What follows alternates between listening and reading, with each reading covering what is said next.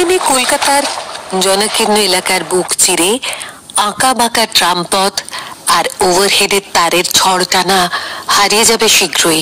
150 বছরের ঐতিহ্যবাহী ট্রাম পরিষেবাকে গুটিয়ে ফেলা হবে কলকাতা থেকে। অন্তত পরিবহন মন্ত্রী স্নেহাশিস চক্রবর্তীর ঘোষণা থেকে সেটাই স্পষ্ট।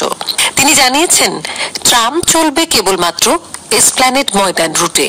একমাত্র কলকাতা ছাড়া সব শহরেই ট্রাম উঠে গেছে।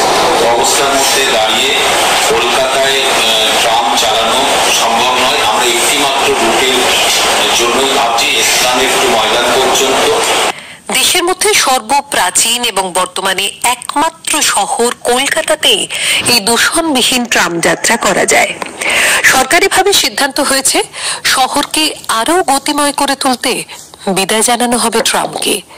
তবে বিষয়টি এখনো আদালতের বিবেচনাধীন। এশিয়ার মধ্যে সর্বপ্রথম ট্রাম চালিয়ে নজির গড়েছিল এই কলকাতা। দেশের অন্যান্য শহরের বাসিন্দাদের কাছে কলকাতায় ট্রাম যাত্রা এখনো আকর্ষণের কেন্দ্রবিন্দু।